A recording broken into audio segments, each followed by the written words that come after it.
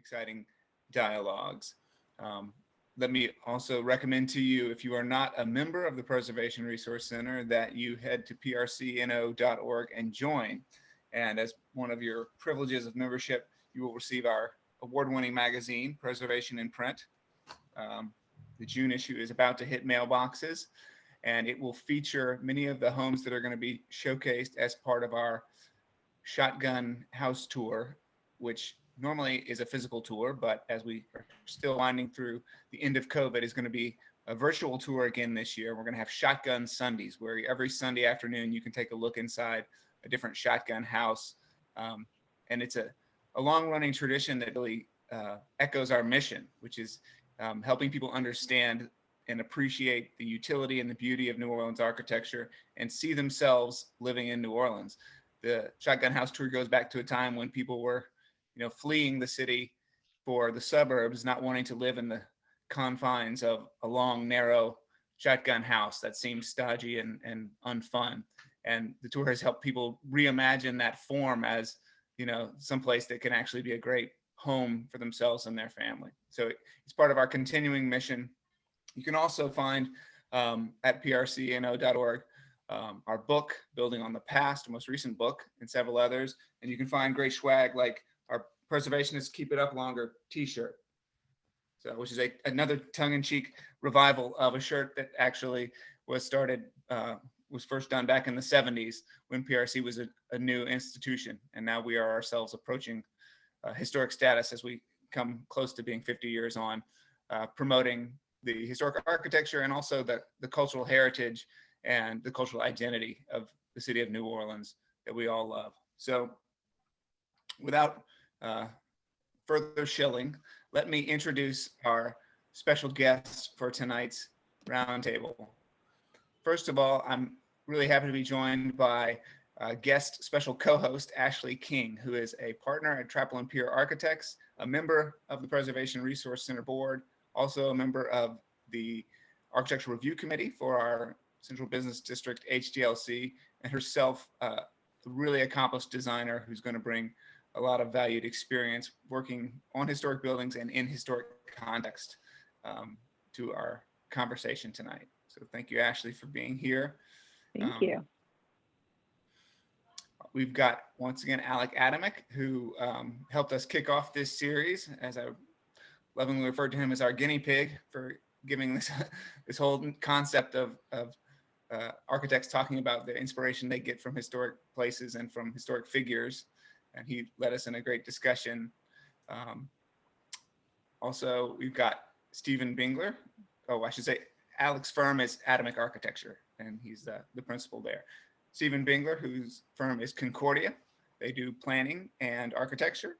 And Stephen is, I think, the person I would credit most with us doing this roundtable, because he said, yeah, I'll be glad to talk about, some of my experiences and some of my inspirations, but I really love to just get together and talk with some of my fellow architects about, what does it mean to be practicing in New Orleans? What is New Orleans style? What is our ethos? What is our contribution to the broader dialogues within architecture and within the design community? So, Stephen, if this doesn't go well, it's your fault. Just kidding. It's going to be a blast. Next, sort of in order of my screen, Andrew Lyles, who was our speaker last week, talked about the audacity of the parapet in the second rainiest city in North America. We had a great discussion. Andrew is a lecturer and professor at Tulane School of Architecture, and his firm is A.M. Lyles Architects. John Campo, his firm Campo Architects, JT Campo, specializes in adaptive reuse and especially in the hospitality space. And he talked to us at length about how embracing historic tax credits helped not just build his firm, but really develop an entire business model and an entire approach that he's been able to take from New Orleans to other cities around the country, including St. Louis, where he is tonight, joining us from the road. So thank you, John, for being here. My pleasure.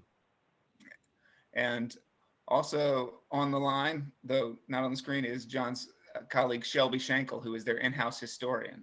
So Shelby, you are welcome to chime in at any point.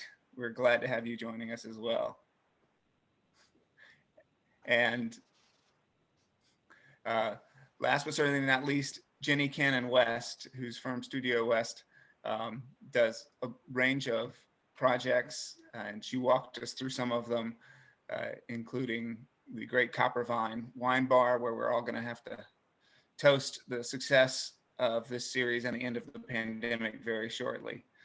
But for now, we're still on Zoom, and it's great because it lets John join us from abroad. You know, there's some perks to this too, and I'm sure some of our audience members will be out of New Orleans as well. So my hope is that this series will kind of be something we can replicate and maybe expand upon and broaden and bring in more diverse practitioners' voices next spring as we kind of reprise this concept.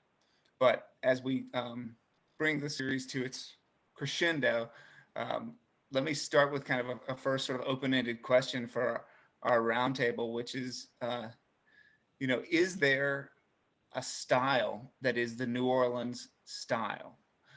Alec talked about the rise of, you know, Richardsonian Romanesque. H.H. Richardson is kind of the first star architect, the rise of star architecture. I was on a conversation with some architects recently when the Pritzker Prize was announced, and several of them were quite enthralled at perhaps the end of the age of the star architect. The Pritzker finally went to a team, a husband and wife team, that have specialized in adaptive reuse in France and elsewhere. So thinking about that idea of style, and style having for so long been associated with individuals, whether it was Richardson or it was Frank Lloyd Wright or any number of others on down to Frank Gehry. What do you think? Is there a New Orleans style? Should there be?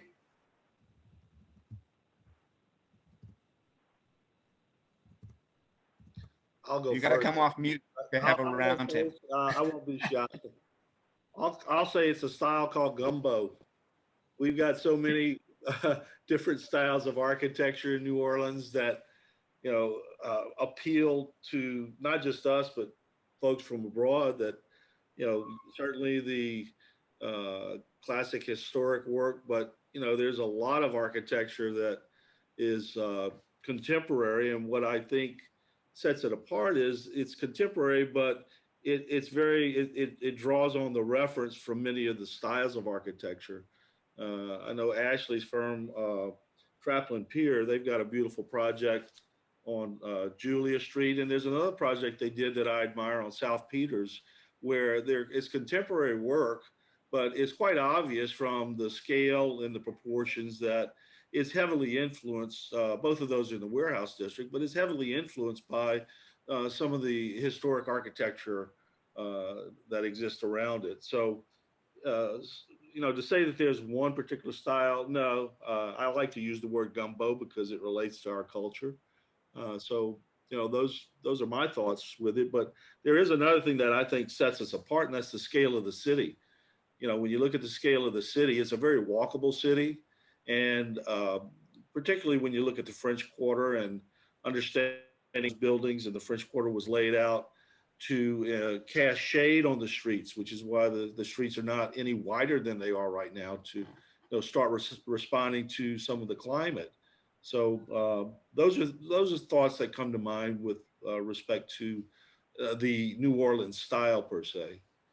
This might be more of a speculation too than a comment, and it reminds me of what Alec talked about a little in his lecture about, like you were saying, type versus style. And it seems like architecture in New Orleans responds to the type more so than a style. And this is kind of what John was saying regarding gumbo, that, and maybe the speculation part is, I wonder if it's harder to develop a consistent style if you're always responding either through a renovation or context to a type or a nearby vernacular.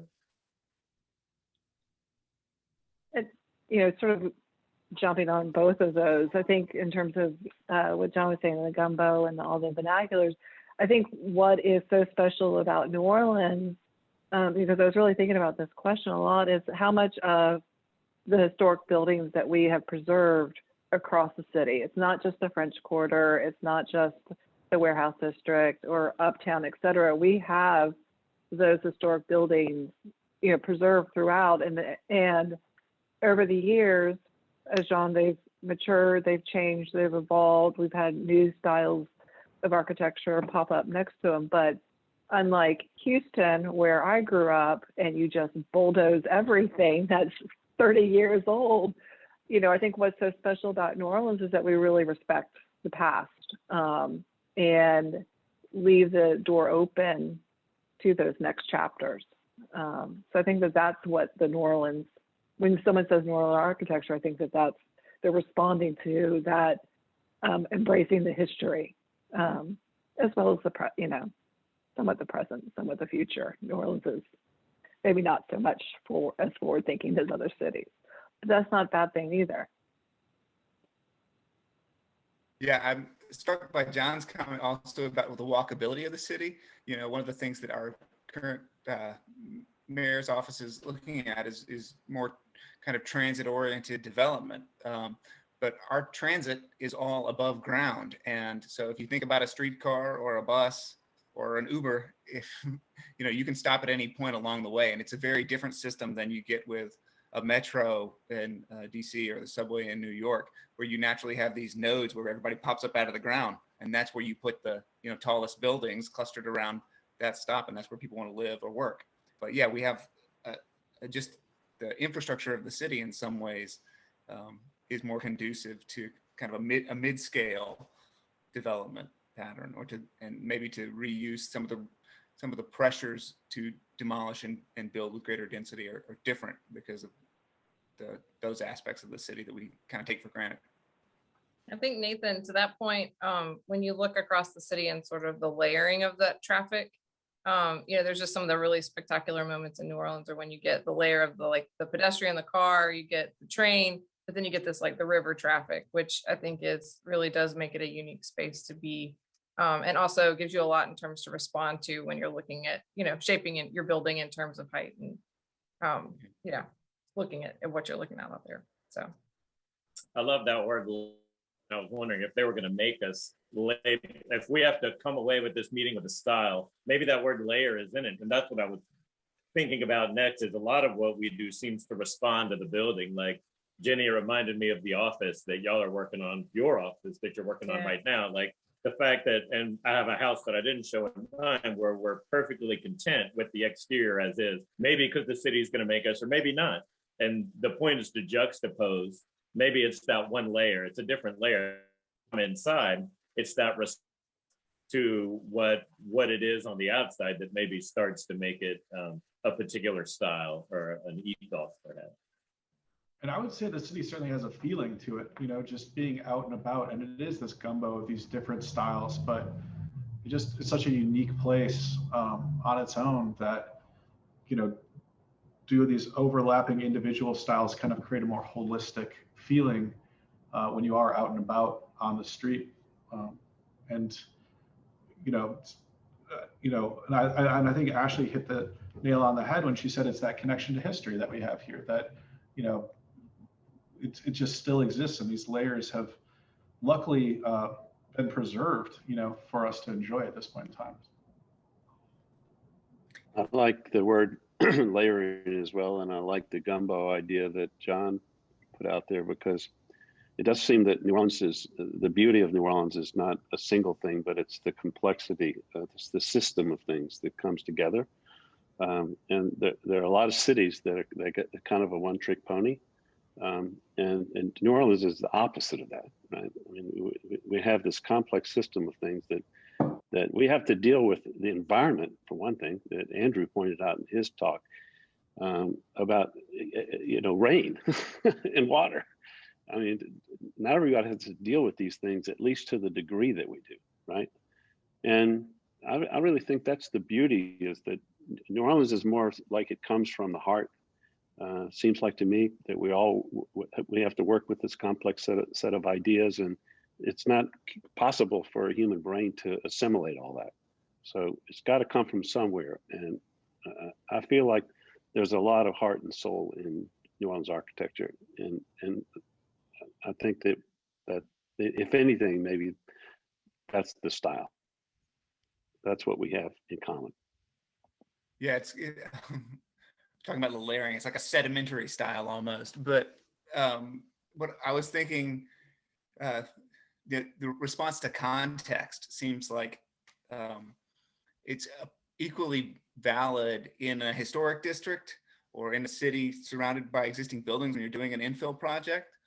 And it's also valid in terms of environmental context, dealing with rain, dealing with hurricane risk, dealing with the sun, which Andrew brought out really well in his talk. You know, what angle is the sun shining, you know, on July and August? Because you won't be mindful of that in a city where it's, you know, routinely above 90 degrees and above 90% humidity at the same time.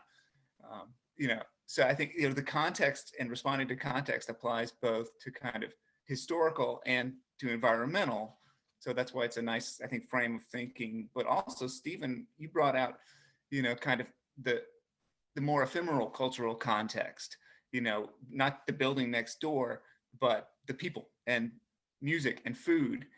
And what you guys are doing at Ashe, we're literally trying to physically shape something that represents what has been sort of intangible culture, music, right? And dance and drumming. Yeah. So, and is there something to add about designing for the people of New Orleans?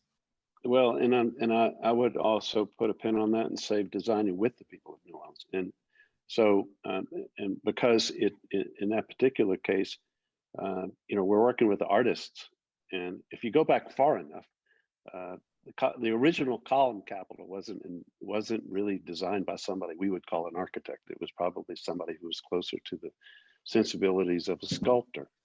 So there was a great collaboration that happened, you know, in architecture that, frankly, we've gotten away from, I think. And I do think that in New Orleans we have a deep history of crafts, and I know we all. I've heard, you know, even in all of these presentations about.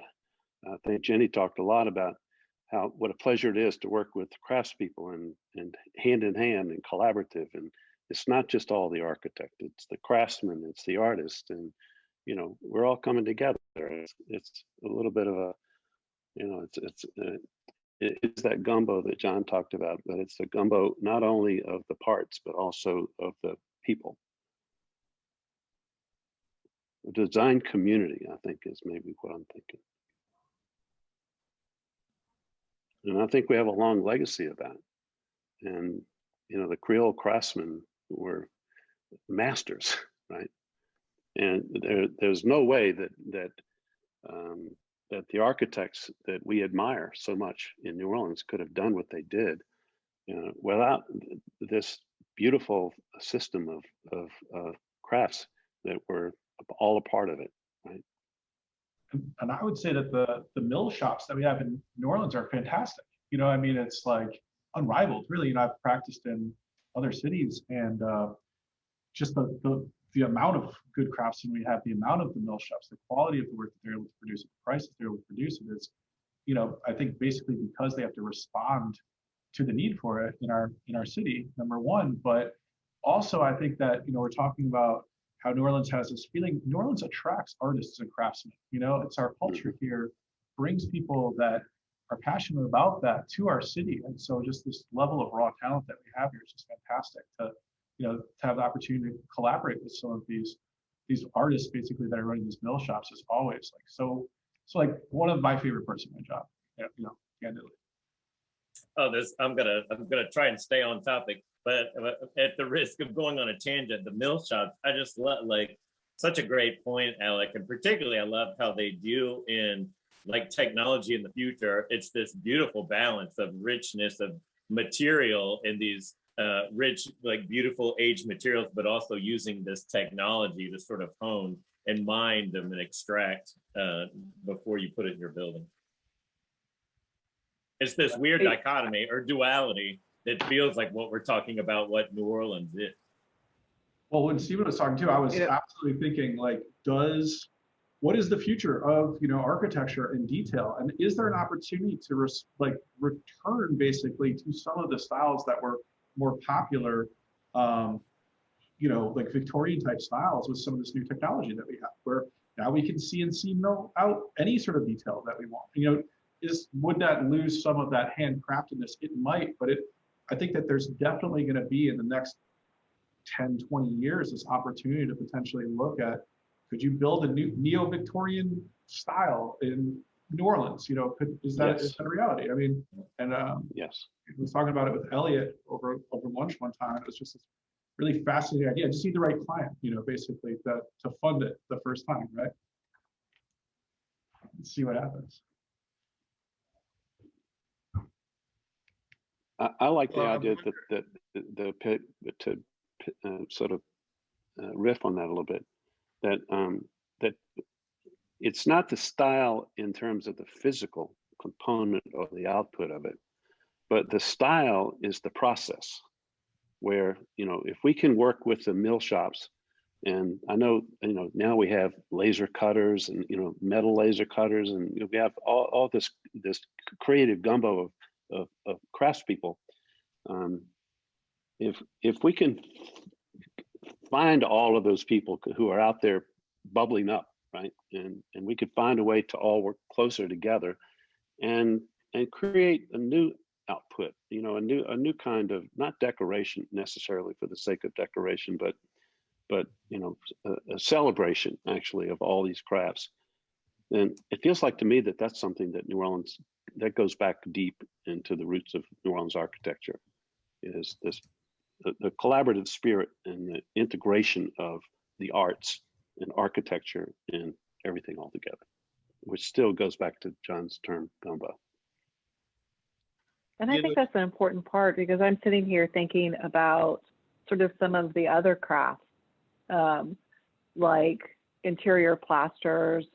You know, I've had the pleasure of working with people that have really run interior plaster profiles, applied brackets, et cetera.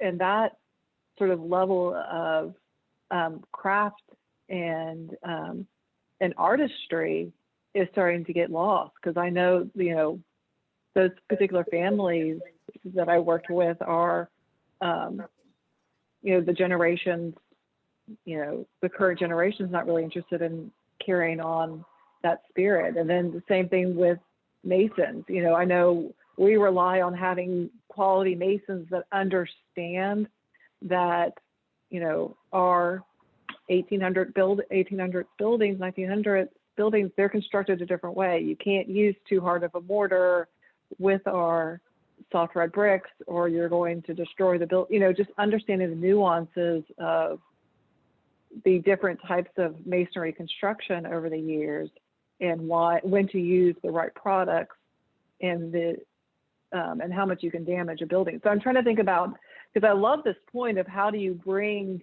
these crafts people into that next generation. I'm just also thinking about, you know, beyond millwork. So I'm going to put my developer hat on for a moment. Agreeing with everything that was just said, New Orleans has economic vitality for many reasons, but number one is tourism.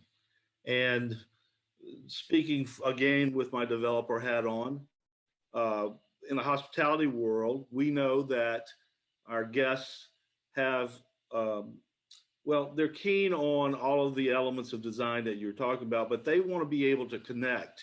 And when they're in New Orleans, they're willing to pay more for hotels that they can wake up in, and they know they're in New Orleans. And I know that's kind of a repeat of what I said originally, but you know, when you think about that, all of these things translate into beautiful buildings, art, craftsmanship, but it also translates to profit.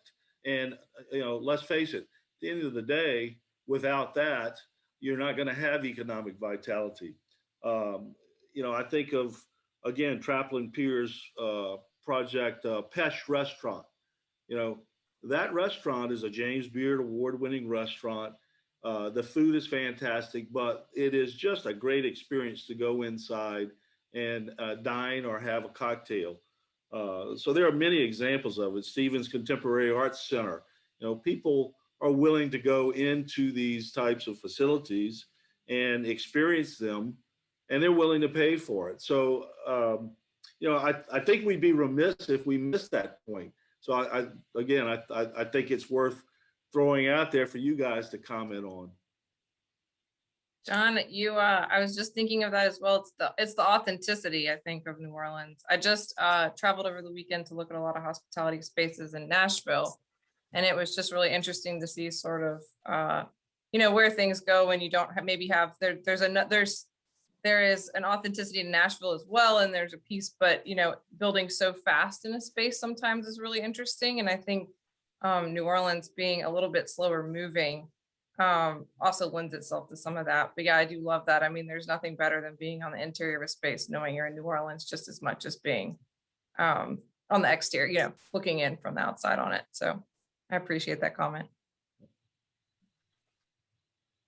And John, I agree with you completely. It's the authenticity, and also thank you for your kind comments, because I think, not only is there the authenticity of the texture or that physical shell, there's also sort of, I don't want to say challenges, there's opportunities. A lot of the times we're rehabbing these existing buildings, their use was something different than the current chapter that we're introducing. And so the programs fit into spaces differently than before. And so you end up with hopefully these surprise moments, these new experiences, maybe this little gem of a vantage point. So I think that there's also the authenticities, but there's also sort of those design opportunities that are really unique to these adaptive reuse projects. So I think that's the other side, because I know, like, within your Savannah project and all that exposed steel and the large spaces, you're never going to be able to replicate that in new construction. I mean, there's that history layered on all those different experiences, just something very unique to adaptive reuse projects. And I think that's why we love it so much. It's kind of like what's your approach to architecture? If you're proficient with the adaptive reuse, it's almost like you're writing a chapter. You're not trying to write the whole book. You're looking at what was there before you that you can really highlight, that you can value, that you can bring out and keep, and you edit away the detritus, but you keep the stuff that was really good and write that next chapter.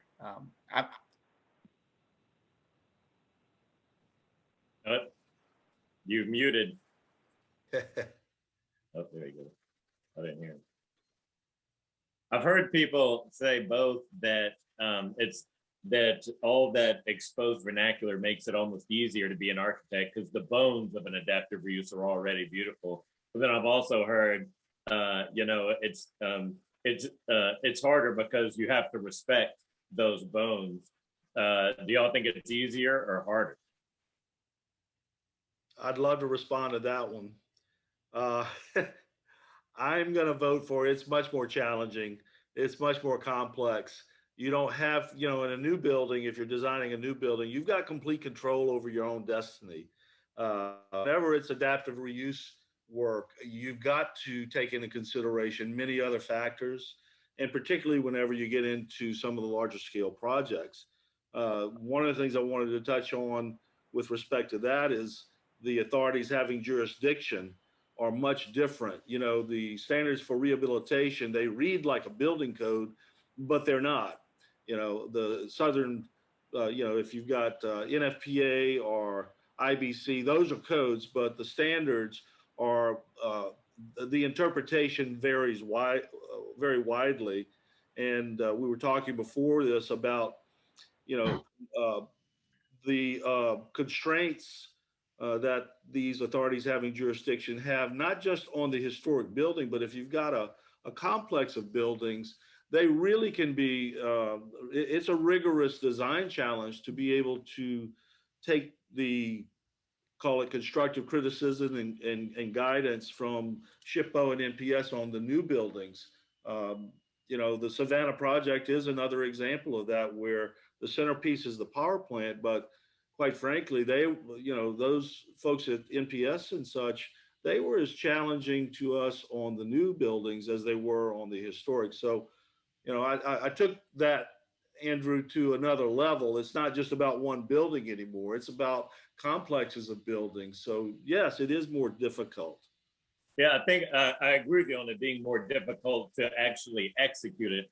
I guess I was trying to ask from maybe not aesthetic, like the wall behind Ashley right now. And, you know, for example, you know, this beautiful found brick wall versus like my wall or Nathan's wall. Like, it's just a wall that maybe she happened upon, and suddenly it's this wall that we all appreciate. It's just interesting. Like from that vantage point, I'm just trying to, it might be more rhetorical, I guess. The word that comes to my mind, frankly, is intimidating, because I think we're dealing with fabric that is so eloquent.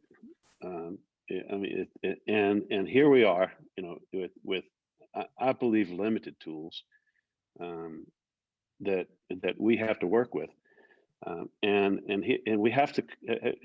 That's why I loved what Jenny's presentation too, is that, you know, to be able to take on, you know, that some of those historic buildings and make that beautiful steel canopy that has such beautiful proportions, and it just floats above that courtyard, right? Well, I mean, you got it right, but there were so many different ways to get it wrong. So thank you for doing that. But it's intimidating, I think, to be able to measure up to this some of the most eloquent architecture in the world that we have to not compete with, but collaborate with. Yes, Stephen, I appreciate that. I think everyone on here, though, like, I think we all know it takes a lot of drawing and spending a lot of time in all of these buildings and really understanding it. Because I just keep thinking about, maybe Andrew, to your point, and Ashley, your wall behind you. It's like, you know, in Revit, you draw that wall and it's this like really boring brick wall, right? But you just have to have this moment where you have a pin and you sort of remember, you're like, okay, wait, this is a really, like, you know, it's a special space. There's something that we can't forget about. So it's, you know, I hear people, you have that conversation all the time about, like, you know, at some point will computers run all of this? And I feel like the historic buildings are going to be the thing that sort of saves that, because there's no way that, you know, you're going to be able to just mow over all of that when you have to pay that much attention to the historic structures. And I really appreciate, I think everyone on here thinks about that while you're drawing. That's a good point. Yeah, programmatically, it is a little bit more challenging, because if you need a few extra feet, like, I need to make this bedroom just a little bit bigger, you can't push that wall out and magically find those few extra feet. Or, you know, you're trying to get all of these ducts through this space in order to leave, you know, through the corridors in order to leave the exterior spaces or the outer rooms open, because you have those high ceilings. So there's lots of, in addition to sort of the design aspect, there's a lot of Jenga and, you know, puzzle solving and trying to slip different systems through in order to preserve those interior spaces and keep them, you know, keep those high ceilings. So it's a challenge, but it's kind of fun if you like puzzles. A question: what is the Savannah project? It is an entertainment district, the Plant Riverside Entertainment District. It is on River Street on the back side of the project, but it fronts the Savannah River, for the person that just asked that question. Thank you, John. Yeah, before my internet started acting up, one of the things I was going to say, and John's work in Savannah and St. Louis and elsewhere is a great example of this, is that I think one of the things, or at least I hope one of the things that New Orleans has to offer the world of architecture and design is proficiency with historic tax credits. And I hope that that leads to opportunity for our firms, not just in our city, but to export, you know, your knowledge and skill and, you know, deft touch with an existing building to other communities. You know, that it leads to opportunity to do work in other cities, because we have, for those that don't know, certainly per capita, the best utilization of historic tax credits in the country, and sometimes have in fact led the country, despite being a relatively small state and a relatively small city compared to, you know, many others in the nation. So that proficiency, and I think marrying that increasingly with resilience issues around rain and hurricanes, energy efficiency, and climate adaptation, which I know is a passion of yours, Stephen. To be able to layer that sensitivity to historic fabric with other skills is something I hope that New Orleans offers more and more of the country. So I will add that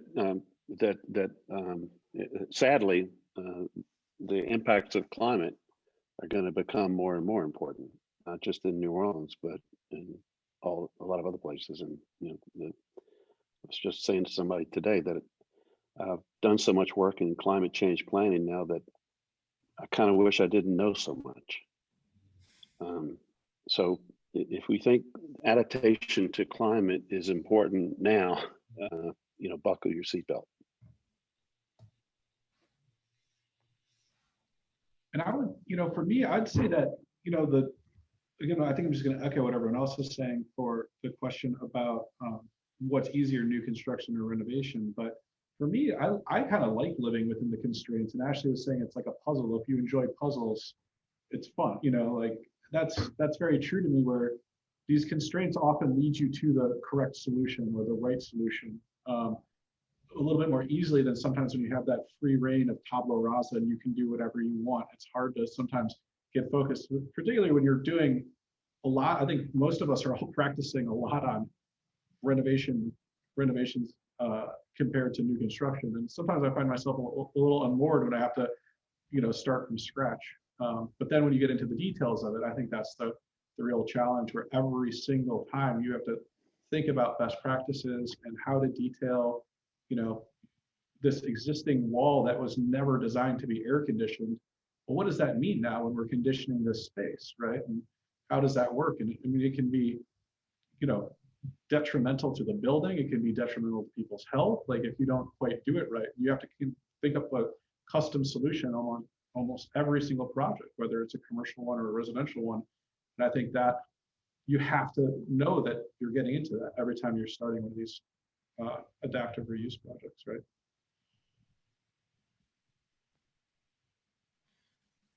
Yeah, to not to belabor the point too much, but New Orleans, birthplace jazz, in a way, that designing for an existing space has something in common with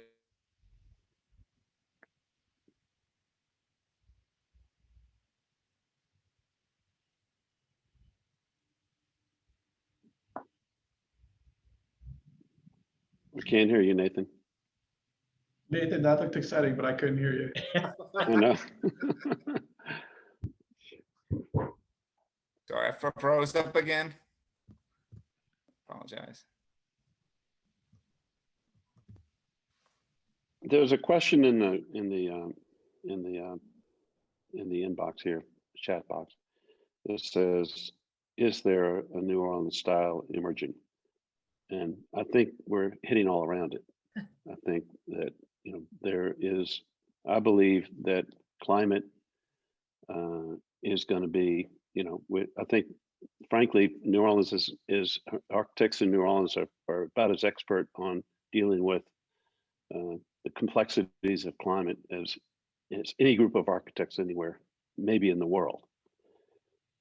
I think that we also talked about this combination of arts and crafts and collaborative opportunities with a kind of almost like an emerging new arts and crafts movement sort of possibility.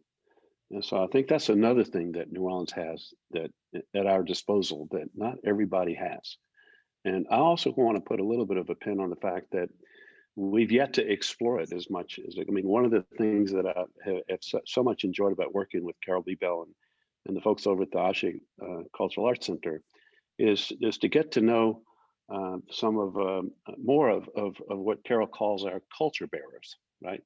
So it's not just the arts and crafts, but working with Ron Bichet and Io Scott and amazing African American sculptors and artists and let's face it, our community is built around Afrocentric culture. so much of what we celebrate in New Orleans is comes from, you know, our Afrocentricity. So for whatever it's worth, I kind of feel like, you know, this issue of kind of race and justice and all of that comes to play too, because we have so many resources in a way. You know, there's so much energy in New Orleans that we've even yet to tap. So I feel like that's the future. And I've had long conversations with my writing buddy Martin Peterson about this. And if anybody's interested, there's a bunch of articles on culminates.org aiming at this very topic, about how can you take the common ground of kind of, you know, traditional and universal truth and marry it with the creative edge of discovery and innovation, and what do you come up with? And I think you come up with New Orleans, frankly. And I would And say, I love how the key component of that is listening. It sounds like, whether we're listening to the vernacular of the past or listening to the climate change that's coming, when your design, you know, just listens and responds. I just think that's what makes it so rich. I'd also say that no one's really broached this topic, but, you know, Katrina was an extreme event where, I mean, it was devastating to the city of New Orleans, but at the same time, it offered a tremendous amount of opportunity to lots of designers. And a lot of firms here, you know, were able to kind of capitalize on the amount of work that they had to now kind of catapult themselves from local firms into more regional firms. And, you know, and that's maybe this silver lining of design with it. You know, and obviously it was a traumatic experience, but at the same time, it led, you know, Wagner and Ball to, you know, do the Dutch dialogues. You know, like, would that have happened without Katrina? I don't know if it would, right? Mm-hmm. And, you know, it was just, you know, said like, New Orleans architects are some of, you know, you know, with all this climate change, like we have a lot of expertise in, but it's because we had this experience where we had to rethink an entire city, right? And it's like boots on the ground. Like, and I, you know, I wasn't part of that initial recovery, like I think everyone else in this room was, but like hats off to everyone that was, because I mean, quite frankly, I think, you know, the design community really stepped up and did a tremendous job on a number of projects, right? And also, you know, looked and said, we have to think about the future. We have to think about the environment, but we also have to, you know, remember our past, and we have to, you know, hold that sacred. So I don't know if anyone else has any thoughts on that. It was, I mean, it was a great time for like young designers to move to the city. That's how I ended up here. And there's just a huge group of colleagues. Like we were learning very quickly on some stuff. But it was such an exciting time. And I think there's a lot of energy that came out of it. And even now, to your point about moving out regionally, a lot of those folks have, you know, a few folks have stayed in town. A lot of folks have also relocated to other places. But it was just this, I mean, a very painful time, but obviously I think the design community benefited from that.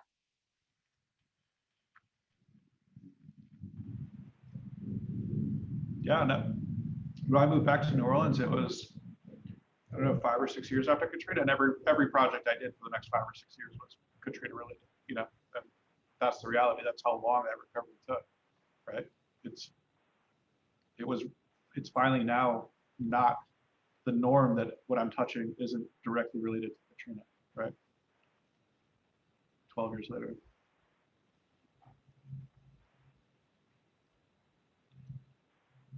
Or longer, geez, I'm sorry, 16 years. You're getting old, man. So, well, that reminds me of a question I had, which was, you know, we've got representation here from firms of many different scales in terms of, you know, your architecture practices, and talked a little about this with Jenny, you know, going off on her own, starting her own firm, not that long ago, from a larger one. Do you feel that the city currently, or the ecosystem, the sort of design ecosystem, does enough to support small firms? And could we be doing more, or for that matter, students, you know, to cultivate, you know, up and coming designers? You know, I think that there's a few personally, yeah, it's really challenging for a small firm to get larger projects, right? But it also just takes a tremendous amount of experience, right? Like, no one's going to hand you necessarily a pretty large project when you don't have a lot of experience, and people want to see that you've done the exact same project, and they might let you do a slightly bigger one. So it's just going to take time to develop that. Again, I think that when I was giving the H.H. Richardson presentation, everything that Richardson was winning was done through a contest. I mean, every single thing. It was like, and then he won this contest to design this building, and then he won this. There's no more ability to do these design contests, and that's, I think, a real shame. And I think it limits, nationally, it's limited to only these large firms are allowed to win these design contests, which I think is not a great thing. And I think whenever there's an opportunity for, a civic building, why not open it up to design contests? I mean, people, if you're smart enough to win the design contest, you're probably smart enough to assemble a team that can develop a building, deliver a building. I mean, maybe not, maybe yes. But I think that should be rethought, and I think that absolutely it would be nice to see more contests for where architecture goes. I mean, I think for civic buildings, I think that another big challenge is, this is a weird one to even talk about, I guess, but I guess I'll broach the subject. But I'm a white male that owns 100% of my firm, so it's very difficult for me to get any sort of public work, right? I'm not going to be able to get it unless I've partnered with disadvantaged firms, which I think is, again, it's kind of a challenge. Would like to potentially put my hat in the ring for it, but again, it's like I'm not even really able to compete for it anyway, so it doesn't matter. The point's moot because the way that it's scored is that you have to prove that you've done so many projects that are similar to the one you're going for. That's the only way that you can then win the project. That all makes sense, whether that's private or public. But yeah, it's definitely a challenge as a small firm owner. I think, and Alec, I think to Alec and Andrew, we have the AIAs done a really great job doing the small firm exchange, which I think is really, that's a program that was started just a couple of years ago. We just get together on a Thursday. It's a Zoom call, pick a topic. Zoom now. We used to be able to get together in person and eat, break bread over lunch. But it's been a great chance to sort of reinforce with the small firms what you might have had at that larger firm network, where you can, I think even earlier today, I was on the phone with another small firm, we were hashing out a code question that they had about a project. And we often do team with our colleagues on stuff. So it's not unusual for a couple of, we work with several other firms where we do team together, which is really nice. But I do think there's a very collaborative nature in New Orleans, and it might go back to some of the stuff we were talking about earlier, where everyone's used to collaborating with craftsmen and artists and, really working with the contractors on their projects. So it seems only, it's just, there's an energy to it that seems to continue as well. I find New Orleans to be incredibly collaborative when I talk to my colleagues across the country in terms of small firm support. Go ahead. I was gonna second both of those. One, like the small firm exchange. I remember last month somebody said, "Yeah, I think I'm gonna rebrand," and I just had so many questions. Like, "Oh, well, let's make that Thursday," and so we just changed the topic to that, and we all met Thursday. And some people had rebranded their firms, and some people were thinking about it, and we just kind of hashed it out and talked about it. And I'll agree. I won't name the architects I call. Like, I do largely residential, but lately I've been doing enough commercial where I keep calling this one guy, this one small firm in town, where I feel like I'm gonna have to start paying in more than like after hour drinks. But the capacity to, I think, I can't speak at the larger scale, but we certainly collaborate and share and solve problems at this scale. Yeah, and I think to Alex's point about some of these larger projects where folks are going after those, there's an expertise that is around in the community from smaller firms with their experience with larger firms, that's pretty natural. Like my business partner, Jason, he's very good at specifications, and often he's like the spec call for even engineer to kind of help them coordinate stuff, right, on very large projects, which is often, it's just good to see that you can still do the things you were doing while you're in a large firm. At a different, smaller capacity.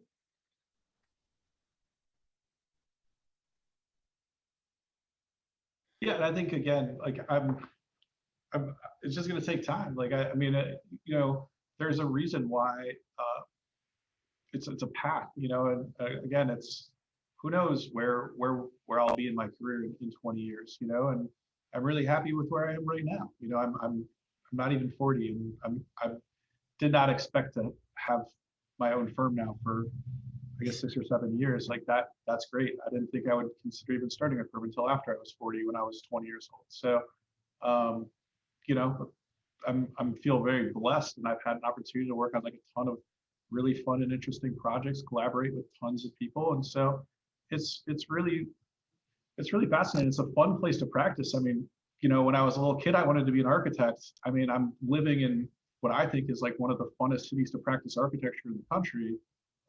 So it's you know, I don't jump out of bed every day. Like I sometimes certain not recently, but certainly there's times in the year when everything's just kind of like hitting on all cylinders. I'm like, oh, this is another great day. Like, can't wait to get into the office, you know. This morning was pretty close to that. And then I had a really good day at work. So I gotta say, I feel pretty blessed. But yeah, again, I think that it's interesting. And I think there's a lot of competition here. There's a lot of, just like I was saying, this city attracts a lot of craftsmen. This city attracts a lot of architects, a lot of really, really good architects for a small city, right? So, you know, you know, as a small firm owner, yeah, you're up against some really, really talented people here. And that's okay. I mean, you know, I welcome the competition, honestly. Like, and it's fun. And, you know, it's fun to have, you know, like Andrew just saying, it's fun to have drinks with people and talk, you know, I certainly have my group where, you know, quarterly we get together and have drinks or lunch or dinner and kind of hash out, you know, what we're all working on. And, you know, I know all of them. I constantly am sending, hey, does someone know the answer to this question? Can someone refer me to that consultant? And yeah, it's incredibly collaborative here, right? And everyone wants to see each other succeed. That's the other thing that's great. I mean, it's not a zero-sum game. That's what I think people always, that's a trap to fall into. That's not a helpful trap. You know, if we can look at this as we're all winning together, you know, that's what we want, right? That's what our community can really do. It's not competition with one another. It's this ability for us to come together and just make our city a better place. And, you know, like I said, like this, to me, like New Orleans is very different than it was pre-Katrina, right? Like very, very different place. Is it a better place? I don't know. You know, certain things might be better. Certain things I don't think are necessarily better, but that's neither here nor there. But, you know, it was a community. We came together as a community and we changed it for better or worse, right? And overall, I think for the better. And so it's interesting, and you know, how does that impact how we design and where we design and what we design? You know, are all kind of fascinating things to me, right? I'd like You know, to, I will say that. go ahead. I'd like to respond to Alec and Jenny for a moment. I believe in creating one's own opportunity. And what I mean by that is even at a small scale, probably starting at a small scale, trying to create your own project, whether it's with a partner or a small project on your own. It can start as a double, but in my life experience, one thing that I did learn is there is an awful lot of opportunity out there all the time. Secondly, it takes, you know, a little bit more risk to do what I'm talking about, but the end result is it's kind of like a stair step approach. It started with me with respect to single family residential development. As we were growing as an architectural firm in the 90s, we did quite a bit of our own development work. And then very quickly in 1998, I did my first hotel development project. Second to that is I think you folks may be underestimating your value outside of New Orleans.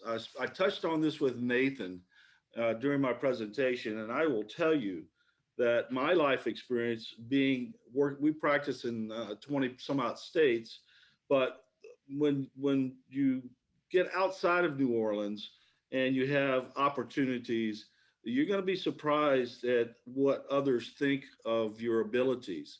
New Orleans has been very good to me and my firm. We've exported that knowledge. And by the way, Nathan, I hate to correct you. I'm in Kansas City today because I think my wife is watching this right now. We do have work in St. Louis going on, but I'm in Kansas City.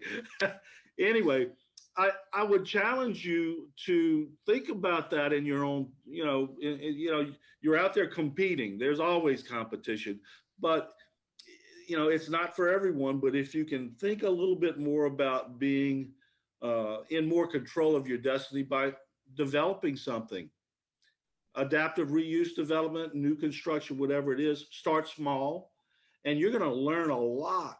It'll teach you to be a better architect. So, I couldn't help myself as I was listening to both you and Jenny with just giving you some of the benefit of my life's experience. I know Stephen Bingler, he doesn't just practice in New Orleans, right, Stephen? Right. That's right. We're all over the place.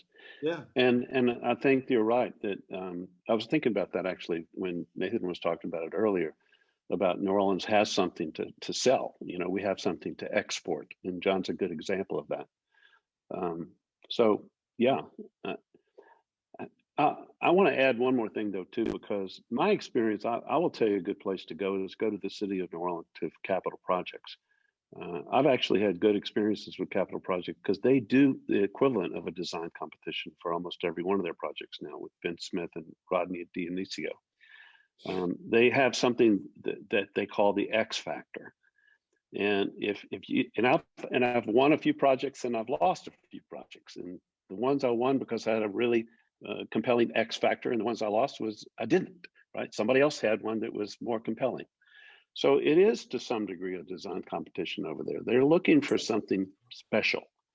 So, and the other thing is that the DBE component, we've had great collaborations we have some great DBE firms in this town. Structural engineers, mechanical engineers, not just architects, but so the 35% DBE requirement gets you in the city's mix, and it's also a great collaboration, as I was mentioning earlier, about bringing our sort of healing the racial divide, and not having to have it be some legal requirement, right?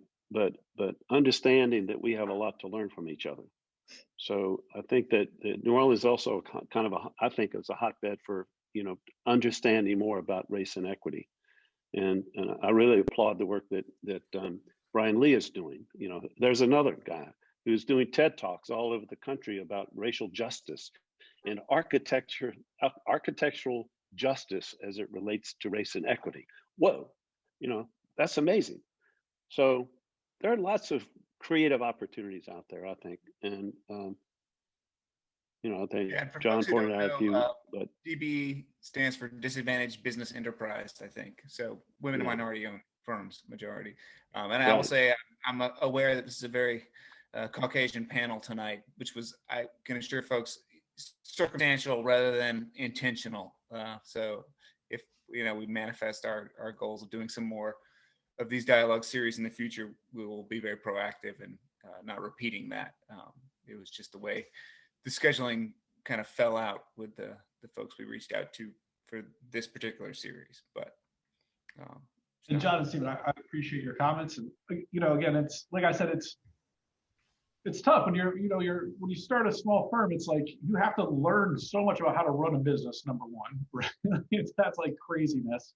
And it's just, even now 6 or 7 years into it, I'm finally like, okay, like, well, entrepreneurially, like what shifts could we make, or do we want to pursue this? And again, I think for me, it's truly like, again, the DB thing isn't really the hurdle to me. It's more the hurdle of having to prove that I've done the exact same project 5 times previously. Yeah. Like I've done 5 libraries. And so that's more of the hurdle that I find that I'm up against. Because, certainly, actually a lot of our consultants that we do partner with and we talk about partnering with, and they're saying, hey, do you want to go on this project with the city? And I unfortunately, what I keep saying to them is like, look, I'd love to be your partner, but don't partner with me. Find a bigger firm that's done 5 libraries, because I'm not going to get the project because I haven't done 5 libraries, right? I think that's the bigger hurdle. But I have and I haven't, right? Like I've done 5 libraries for a big firm in Boston and planned them all out, and I would be an expert in it, but the reality is not my firm hasn't done it, and so that becomes problematic for any sport park for me. I understand. So Yeah. do you have any Alec, I keep hearing, so we are DBE. I went through the process and have all the paperwork. We don't really advertise it that often. But we do go in for proposals on stuff with it when needed.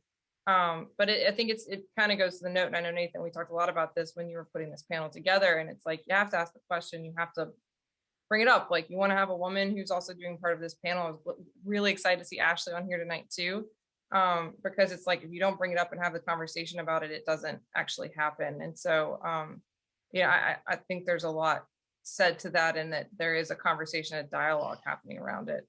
But I think to Stephen's point about the X factor, I mean, we recently won a master plan, and we're for a school, and we were up against several other folks who had a lot more experience on stuff. But we had it from a larger firm experience, right? Working, capacity. I've worked on several of them previously, but I think, at some point people do take a shift and are like, all right, I want to believe in a smaller firm and somebody who has the skill sets on it. So like for us, like I'm really excited that I feel like every day we have clients who believe in us, right? Just as much as we believe in ourselves every morning when we get up, and we're like, man, this is awesome, because they know we're talented. They want to work with us. They like the attention to the detail on stuff. So yeah, I think it's a balance, right? Some of these larger projects that are more form-based are kind of hard to get in, because you don't have the ability to maybe talk to someone in person and interview as intensely. But yeah, this is an interesting conversation about grabbing work. I mean, it's very going for hours, I'm sure. Well, that makes me think maybe one of the interesting facets about what makes New Orleans designers and architects unique is some of that soft skills and that desire to collaborate with the client in the way that there's interaction between, the practitioner and the client, as well as between, the various skills that go into a project. Maybe is it different for a client to have an architect from New Orleans than it might be to have one from, Iowa City? I don't know. Right. But I do want to acknowledge that John's going to have to get off pretty soon to go use his soft skills with one of his clients. So he let us know. So I want to say thank you, John. Thank you so much, and Toby as well. Thank you very much. I appreciate it. Sorry I have to go, but he's correct. I've got a client waiting for me, and I am 4 minutes late, so I need to go. Thank you very much. I really appreciate it. Thank you. It's been great chatting with you. I'll tell you a story that's related to this. The story was this whole question about getting the job, right? Somebody asked Philip Johnson gave a lecture at some architecture school, and one of the students asked, gosh, Mr. Johnson, you're such a famous architect and everything else. What do you think is the most important part of the design process? And he said, getting the job.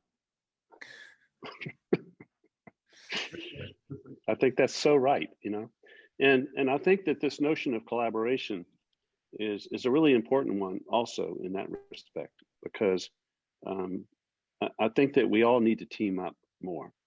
And we have done a lot of schools. We have done projects that, and if we go after a project that we don't have experience in, we team up with somebody who does have that experience. So it is through this notion of teamwork that we can be bigger than we can be more experienced than we are individually. So the whole is greater than the sum of its parts. So I think we're onto something here. This whole notion of collaboration and integration and gumbo and all this stuff. I think at the end of the day, that's what New Orleans is all about. And I think that's why we're all here, because we're having so much fun. I think to Nathan's point too, we've become very good friends with a lot of our clients. We have a lot of repeat clients too, but I think New Orleans people are just really great at we eat, we drink, we go out to the bar, the architects in this town, I hear these, stories of working all night to midnight all the time and never going out to socialize. But I do think in New Orleans, architects are really good at getting out seeing each other and like really kind of meeting their clients all the time. So I do think we are a bit of a different breed when you're working with an architect from New Orleans on that one. That's good. Extrovert architects. Yeah, one of the things that I thought about, Jenny, during your talk, you talked about going to study in Italy, and Alec, when you were talking about H.H. Richardson's path, he went to France, obviously, to study at l'École des Beaux-Arts, and there's this kind of tradition of going to Europe to spend the summer sketching and learn about architecture, or longer. Really, in a lot of ways, New Orleans is a very European city. It's certainly a very Caribbean city, but maybe there's some opportunity for architecture students from around the country to come here and spend a summer, learning from our built environment, if they can't go to Rome, That's Nathan, that's how I think I showed y'all that. I mean, I came, Rule Studio brought us for, a week to New Orleans to do that. Jason, my partner, actually came to study abroad when he couldn't travel abroad. They changed the program at the last minute to a studio in Bywater. And yeah, I think that's absolutely a great opportunity. Yeah, we've got a question in the chat about the quality of architecture graduates from local universities as compared to those from outside Louisiana. The person's asking, does this location give them an edge in some way? So I think, Andrew, you're biased since you're a teacher at Tulane, but you can answer this question anyway. Yeah. As long as we start teaching students to draw sections before elevations, Andrew, then the education would be complete. No, we talked. That's funny. I talked a little bit about that in the intro to my lecture about the section of the Superdome, which is just fascinating. But I was going somewhere with it. Oh, I think we've talked a lot about, and it was a bit to do with Katrina, but the fact that our living laboratory, the fact that Tulane students. So of course I'm biased, like Nathan said. So I will of course agree that I feel like, but because Tulane has these programs, and just by osmosis, that you are working within the city, whether building actual houses or installations, or just interacting with the community. It's certainly, I feel like you're almost kind of it's like a taste of architecture, a little budding, way to have a client read a community, talk to a community, listen to a community, and then respond accordingly. I mean, I know our firm, we're very lucky. I feel like we have a really great team members here, and a variety of age ranges. And I would say probably about 80% of our team members went to school in Louisiana, whether that's in New Orleans, LSU, UL. So we do have a good bit of Louisiana represented here. We do have a few people, that came from out of state and not from New Orleans originally, but wanted to move to New Orleans because they were really intrigued by the city, or various things brought them here. And these are, past, post-Katrina transplants as well, because I know, I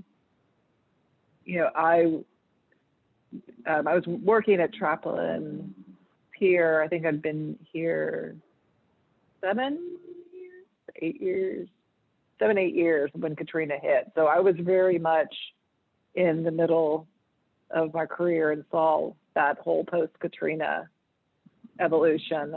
I don't want to say it, but the impact of Katrina, not only what it did to our city, but to our profession for that time. Oh, go ahead. Guys.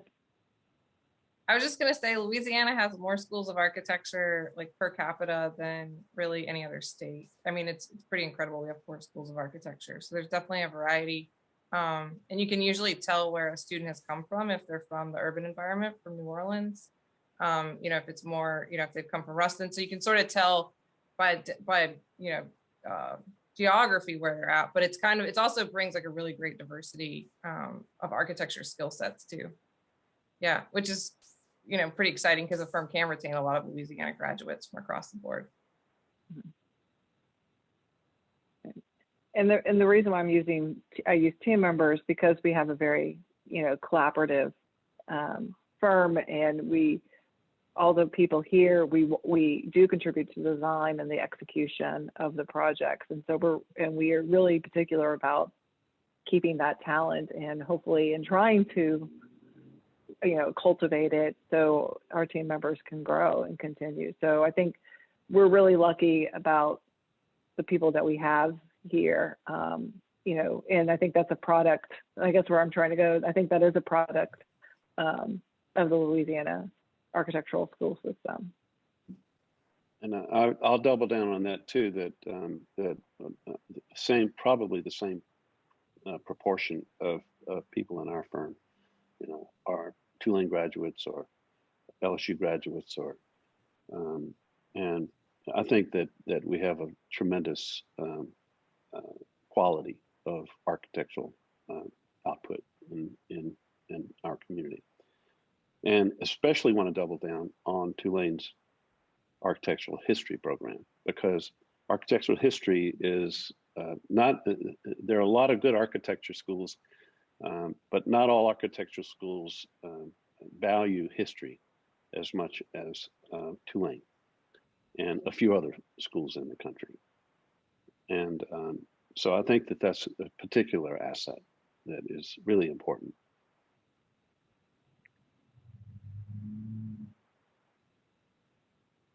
Well, that seems like an optimistic note to end on. I don't want to stop anyone if you have a burning thought to share with one another in the audience tonight, but I do think it's been a really invigorating discussion, and largely optimistic and positive, which I appreciate greatly. And I want to thank each of you for your time and for giving us one non-billable hour or more for this conversation. Don't send me an invoice, but I know your time is valuable and you're extremely talented people. So on behalf of everyone who's watching on Facebook as well as Zoom, thank you so much for spending this time with us. Thank you, Nathan. Thank y'all very much. Thank y'all. Yeah. All right, thank you. Thank you for including us.